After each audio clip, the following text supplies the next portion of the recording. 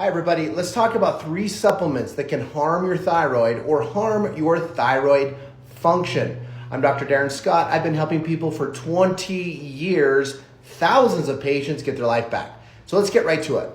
Okay, the first we're gonna talk about is iron. Now, what can happen is you have a T4 hormone, like with most medications, Synthroid, levothyroxine, triostat, those are all T4 hormones. And what will happen is iron can actually bind to the receptor of T4 so it cannot get into the cell to do its thing.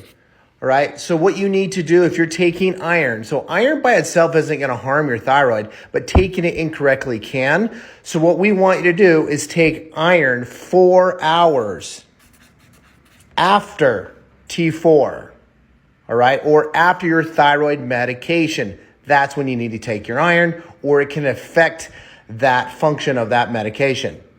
So number 2 is actually going to be calcium.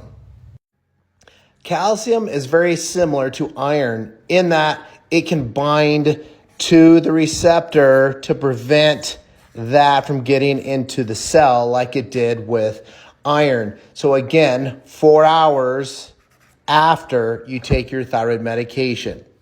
Now the third one is biotin. You're taking biotin for your hair, your skin, your nails, and those are good. And actually biotin is not going to affect the function of your thyroid, but what it will do is actually skew or mess up your thyroid testing, your blood test.